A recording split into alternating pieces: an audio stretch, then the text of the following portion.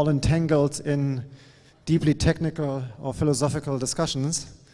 So congrats, you made it back to the room here. So we have a talk now by Federico Tenga, who I just learned is with Bitfinex now. And he will give us an update about the RGB protocol, especially client-side contracts on Bitcoin. So please, round of applause for Federico.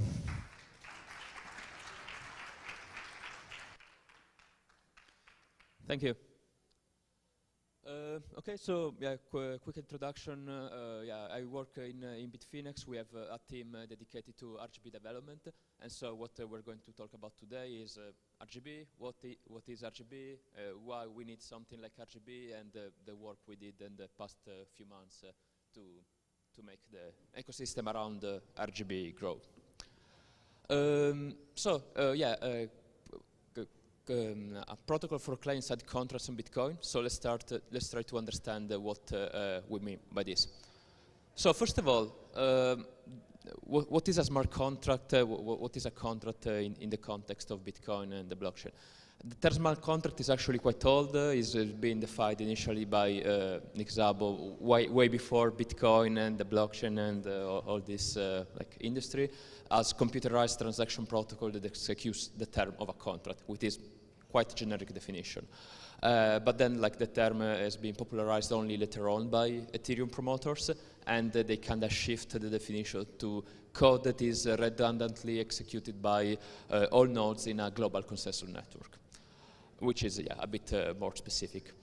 And these contracts executed with global consensus, they have certain characteristics. They have advantages and disadvantages. One of the advantages for sure that it's easy to deploy very complex contracts, such as automated market makers and all the kind of stuff that you can find on Ethereum and other blockchains, which is both a bug and a feature. It's a feature because you can do a lot of stuff. It's a bug because it's very easy to make mistakes, to deploy something that is unsecure. Then the fact that it's on a global consensus layer means that every node in the network need to execute everyone's code, which is bad for scalability because if we need to execute the code of everyone, the total amount of code that we execute cannot be too much because otherwise our computer will just not be able to do it anymore with like a normal computer, and so like we limit the amount of code that can be executed globally. Second drawback is that a blockchain observer can see everything all the code that is being executed in the contract, so there is absolutely no privacy on what they are doing. And everyone needs to agree on the validation rules of the contracts, so it's very hard to upgrade because you need to have a whole global network of anonymous nodes to agree on something new, which is possible but not so easy. So the idea is to try to provide an alternative model for contract that try to improve of some of those problems that global consensus contracts have. First of all, to improve scalability, it would be nice to have that each client, each node, only execute the code of the contract that is relevant to them, not the code of the whole network of everybody in the world, execute the code of the contract of all the people in the world. Only the stuff that is relevant for you. So you have better scalability because you have to validate less stuff. So we can have more people running contracts with cheap hardware, and it can work at scale. Then the second objective is to improve privacy, and we can do so by having everyone being able to see only the contracts that is involved in. So since I don't need to validate other people's stuff, I don't even need to see it. So it's better privacy for everyone because we only see the stuff that is relevant for us. We don't see the contracts of random people. And another goal that we can have for a better model for contracts is that only the party involved in a contract needs to agree on the execution rules, not the whole decentralized network. So it's easier to upgrade to new kind of contracts as technology improve or as a new business need emerge in the market. And everything that I just described here is actually already how it works with traditional legal contracts. It's nothing new. So, for example, in the UK, until quite recently, until 1998, it was possible for real estate transaction not to be registered on a central registry, but there will be these title deeds that people will validate in a way peer-to-peer. Basically, the buyer will validate this proof, these titles that will prove ownership of the seller, and it will happen without having to rely on a central registry. And in this way, you have better privacy because you don't have this central registry where everything is being tracked. You have, in a way, better.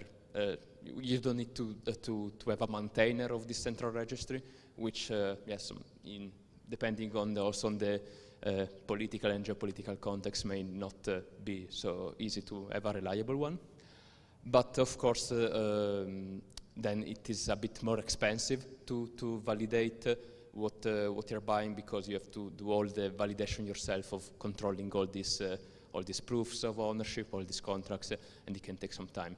But yeah, so still today, like in England, about 50% of the land is not registered, and so when you buy one of these unregistered land, you basically check by yourself that there is the seller has enough title for ownership, and what you do is you validate a unbroken chain of ownership going back until 15 years, which is considered a long enough time frame to be safe, and you control that every transaction, if there was a mortgage, is being completely paid off. So you validate that every ownership transfer was valid.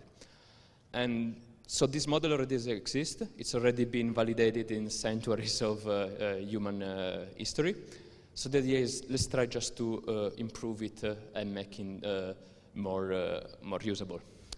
So the first thing that we can do to improve on this model is to make it digital with standardized code that can be executed by computers.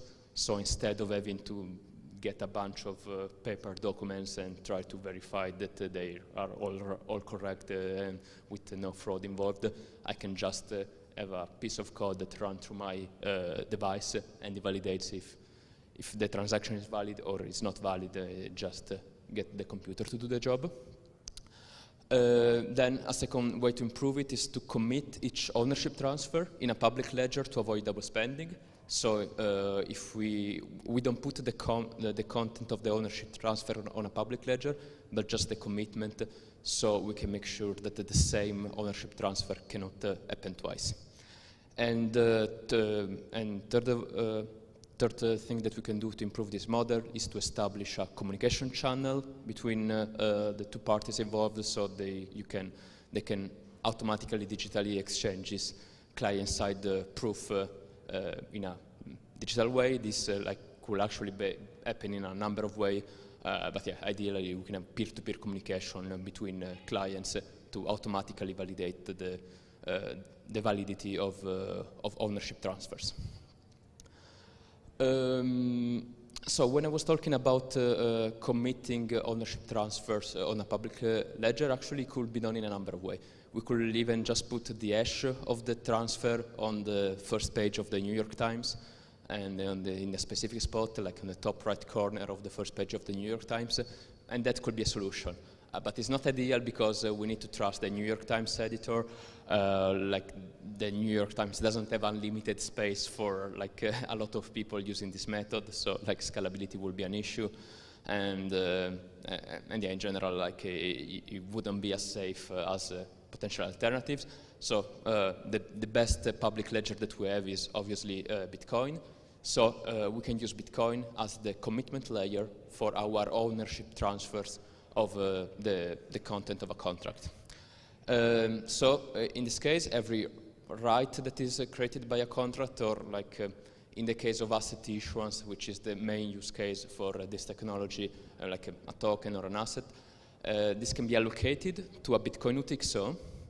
So the Bitcoin UTXO corresponded to the ownership of the asset.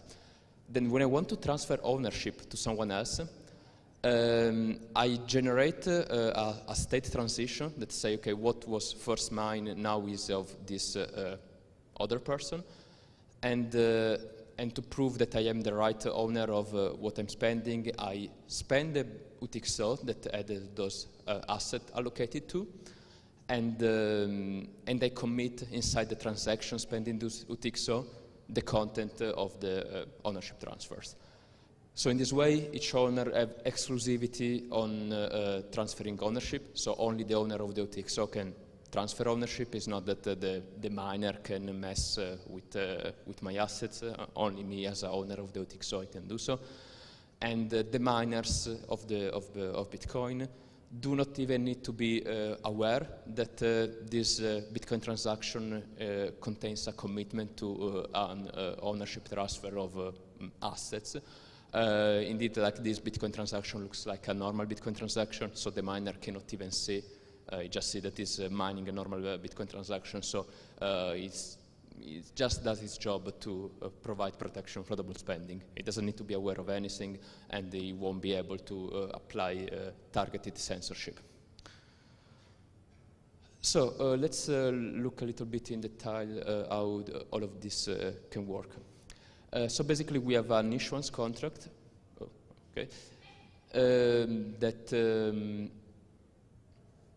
whatever.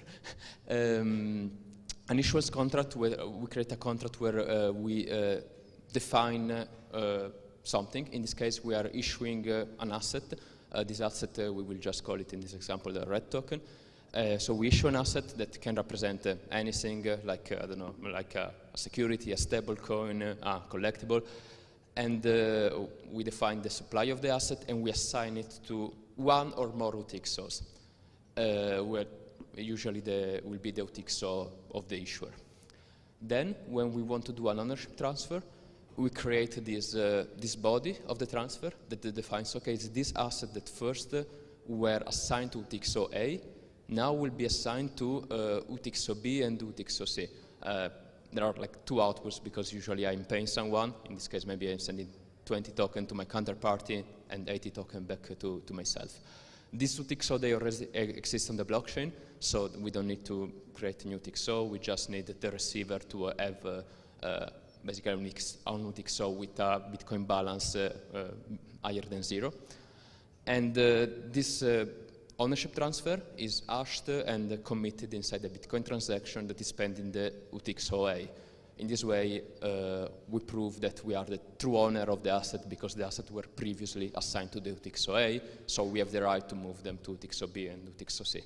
And then, like moving forward, now the UTXO B controls the asset, so he has the right to move them, and to move them, he will spend the UTXO B and commit inside the transaction, spending the UTXO B the content of the ownership transfer, which in this case will go to D and D and so on.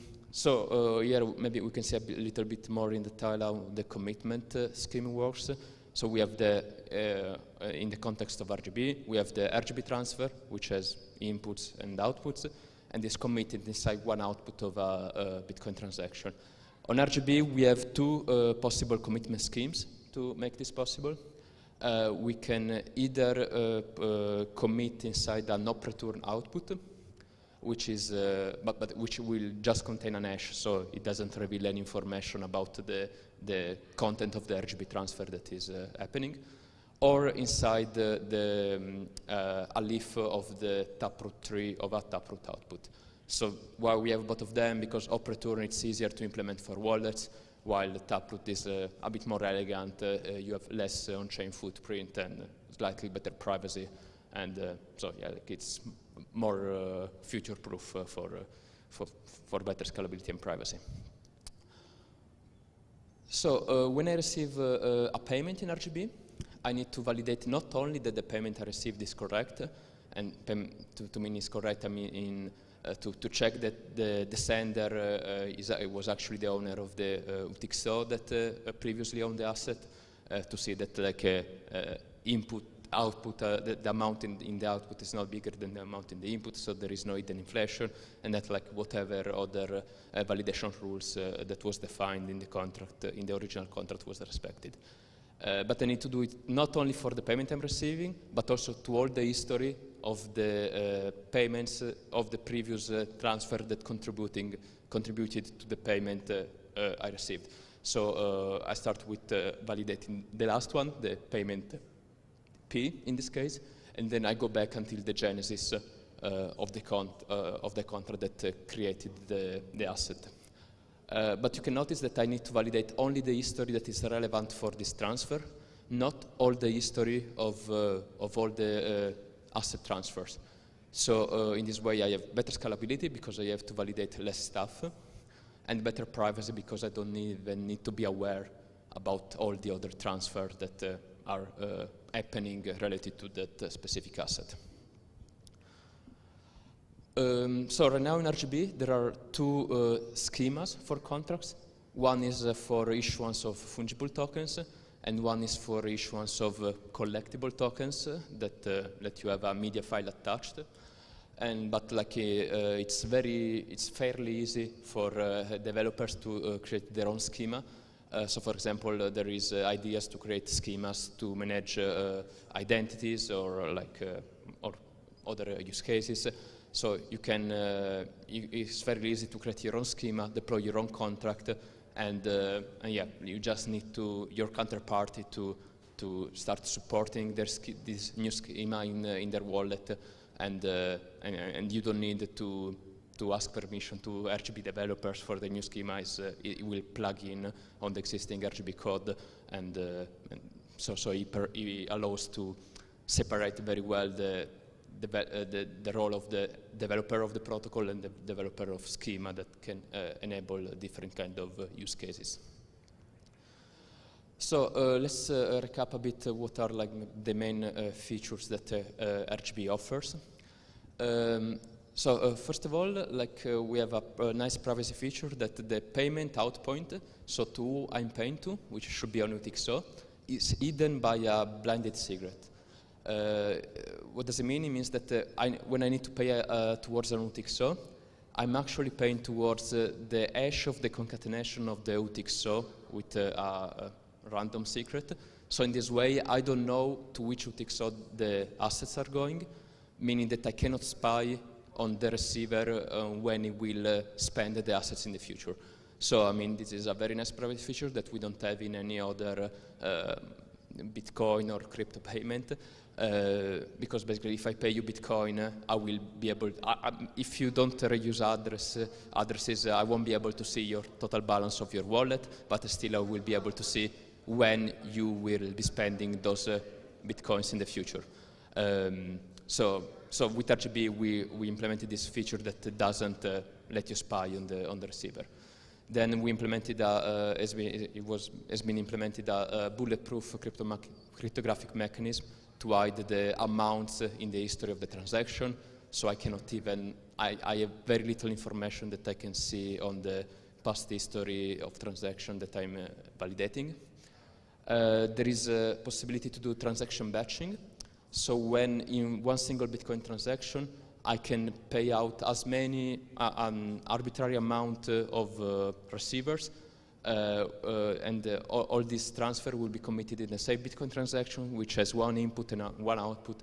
So with like the fee of a normal small Bitcoin transaction, I can pay like hundreds or thousands of people if I am a service provider, which yeah, has massive scalability advantages if you are in a position that you are paying a lot of people in the same time frame. And then there is work that is being carried on to make all of this compatible with the Lightning Network. So RGB is built on top of Bitcoin transaction. So it can also be built on top of channel updates on top of the Lightning Network. And this gives you all the scalability advantages of the Lightning Network for RGB assets. There are currently a lot of the ecosystem around RGB now is growing every month. There are now like different companies that are cooperating together to keep improving the RGB protocol. Each one of them with his own like business goal and objective to build use cases. And yeah, so like it's really a community effort of different company and individual contributors that are not in the slide, but there are also a few individual contributors that are helping for RGB to grow and to be able to support different use cases that different people may have. In particular, in Bitfinex, we worked on a few things in the past few months. One of those is the development of an RGB compatible wallet for Android called the Iris Wallet that lets you issue assets on RGB, transfer assets, receive assets, and there are like there is also like a feature that will airdrop like free tokens just for you to play with. The Iris Wallet can already it's available on the Play Store on the testnet version. So yeah, you can already download it, play with it, test it, and have a feeling of how RGB actually can work for a final user. And also, like while building Iris Wallet, we also developed a library that abstracts all the complexity of RGB and of a Bitcoin wallet. So we used the RGB node and the BDK for the Bitcoin wallet functionality. And the library is written in Rust, but it has binding in Kotlin, Swift, Python, and we will add more in the future. So if you are a developer, you want to build a project on RGB, this is a very good tool because you don't need to dive too much deep into the technicalities of RGB, and you can easily build like a wallet or a marketplace or whatever in a much simpler way than working directly with the RGB code. And yeah, this is what is being used to build the Iris Wallet. So yeah, this was like my overview on RGB and the work we've done. So yeah, I hope you enjoyed, and yeah, thank you. Perfect. Thank you, Federico. Do we have maybe one question from the audience? Okay, Federico, thank you. Great to see how the RGB wallet and ecosystem comes to life, and very excited what's coming up in the future. Yeah. Perfect. Thank you. Thank you. Okay.